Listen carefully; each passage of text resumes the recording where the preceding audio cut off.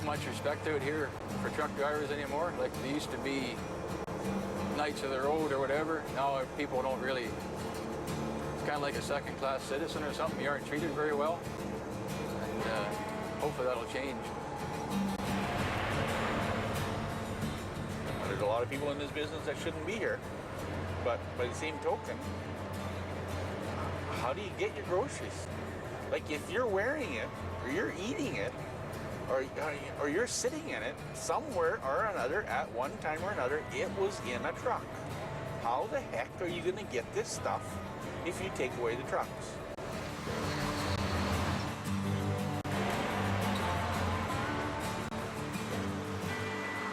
At first glance, it seems to be a simple job, but it's much more complicated than it appears, and the job takes its toll on the lives of those who drive the big rigs for a living.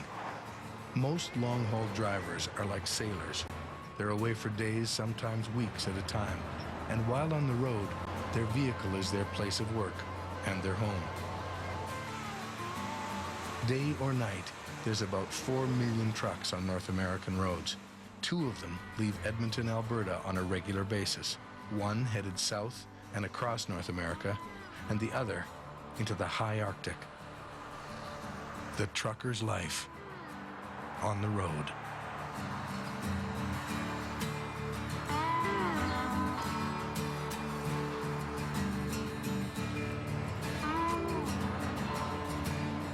Driver Ed Lockwood and his boss Stu Lorencz are on the final leg of the journey home from their weekly run to the Arctic. Always look forward to getting home. Listen to music, have a few brewskis, because it's my weekend, and just enjoy the company at home, because everybody's always happy to see me. In the old days when I ran by myself, well, I'd get home, but I'd be no good for nothing except get to the couch or get to the bedroom, and no, I'll go home and I'll still put in a full day, because with the schedule we run and the rest we get, that you get to have a family life is quite unique.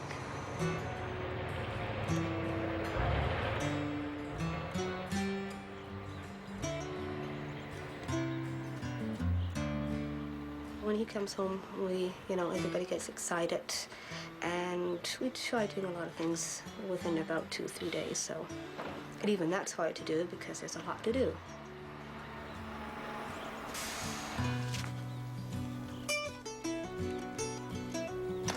Here.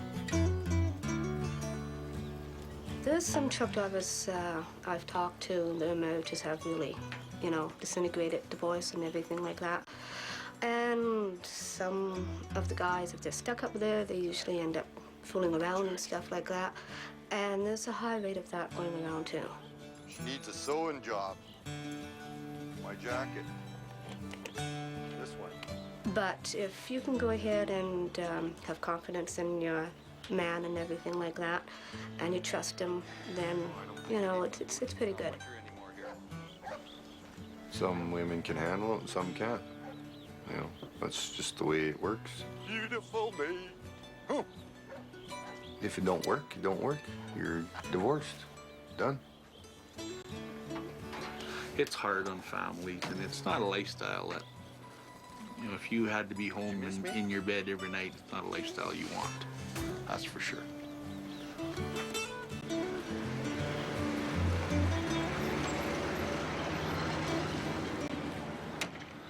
I looked at where I was before. I used to be gone for 3 weeks and come home for a week. Anyway, if you were home. So like working 4.5 days and having 2.5 days off every week is kind of a dream. And I protect that.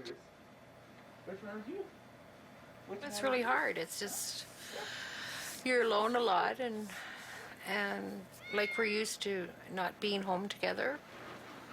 Because I run the house and he runs the truck, so it's hard for him to be here too long.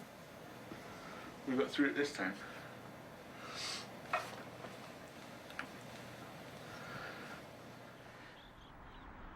When Don Lee spends his few days at home each month, his family is the priority.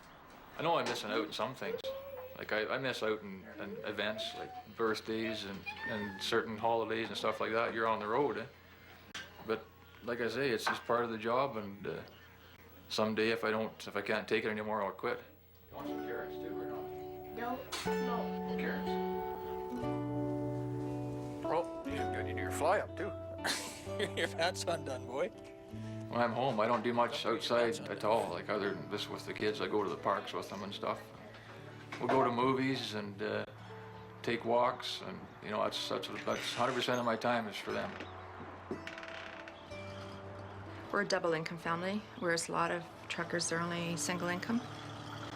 So with the way trucking is, where it's either feast or famine, a lot of companies, I think financially it's a big, can cause problems in a marriage, and the distance and being apart definitely puts pressures on it. Like, I really enjoy driving, or else I wouldn't be doing this. You're on the go all the time, and I think it's the freedom and the ability to do whatever you want to do, as long as you make your deliveries in. The whole trip should be roughly 12,000 kilometers, or about 7,400 miles, somewhere in there. Try to get anywhere from 8 to 1,000 kilometers or 600 miles a day, depending upon the schedules, and keeping in mind you have to keep a legal logbook, so you've got to kind of plan your trip and plan how far you have to get in order to make your delivery. Try to do it safely and legally, and keep her between the lines.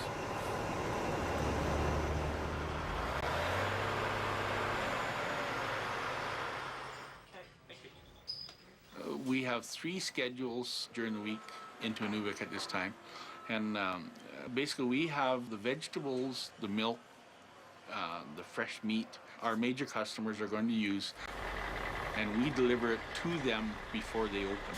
And to keep the stuff fresh in the stores, you have to have a constant supply, and that's what the schedule is all about. So we have 3 of us that do this 2 days from here to there.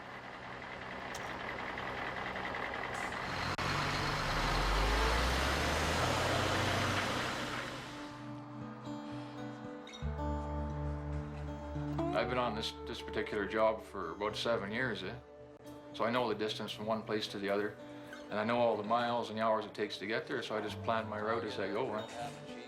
Plan your stops. I like to stop at different places too, different restaurants, and just to change the pace, to break the monotony.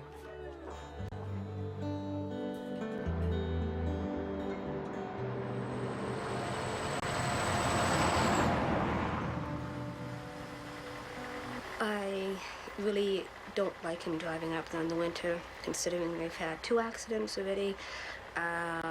Once just about ended up getting killed. Yeah, I worry about that a lot.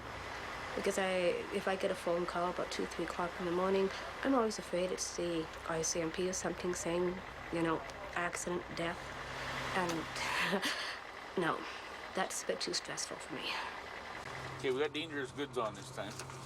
If I don't phone home or something like that, she worries. A drum of naphtha. She doesn't even like me going up there because the way the weather is. There's extra danger placards in the toolbox here if something blows off on you.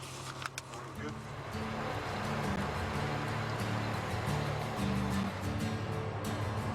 There's a lot of guys that don't like teamwork because they don't like the ride that they have. They can't sleep because they're so used to sleeping when the vehicle's at a dead still.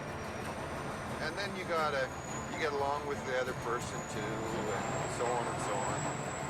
Like, not everybody can do it for a long time. Yeah, I'm going to bed. All right. We'll see you in the morning. See you in Fort St. John. Okay. We have ways that we do things that keep each other more comfortable, and you always have to be looking out for each other and make sure that that guy's going to get a good night's sleep.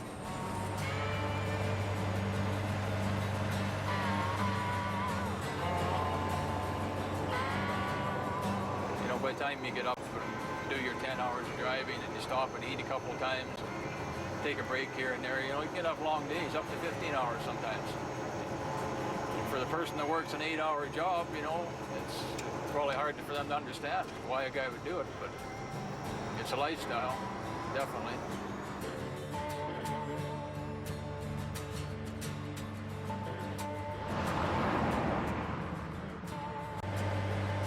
of the things I always say to somebody if they start saying how easy a life it is on the road, I'll just tell them that when you're working in an office job, if you're working with computers, you make a mistake, you can hit the delete button.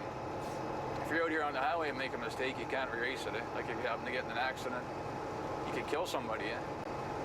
You can't think about it, but it's always there in the back of your mind.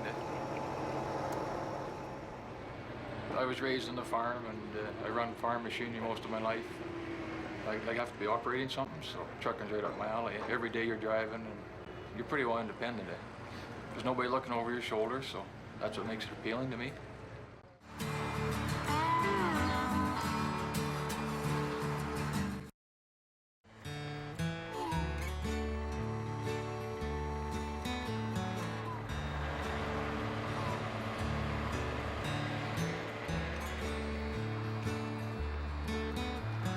Our best experience has been with older guys that have been in it for a long time and are sort of semi-retired. Those are the ideal guys because they've got the experience, and you're not trying to train them, and they won't start out second guessing you, and you know, it's nice. You know, we're in a high stress environment. There's probably 20 trucks in the whole world that go where we go. So how do you balance experience and youth? You'll find that everybody working up here is my age or in that area. Anybody that's any younger just doesn't have the experience. Can't do the job. See if I got the same price this time this week. Usually always a different price. Oh yeah.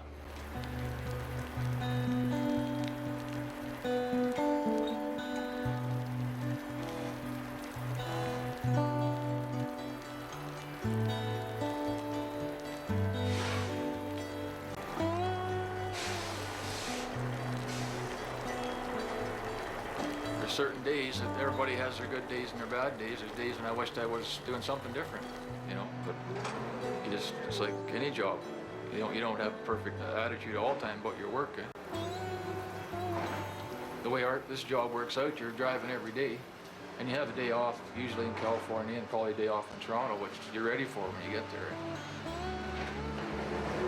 Some guys, they'll go somewhere and they'll sit at the end of the line where they unload and they'll wait 4 days to reload. Some people like that, but I don't. I like to keep going and get the miles in and get back home again. If you're independent, you can do the job on your own. You can do very well with this company.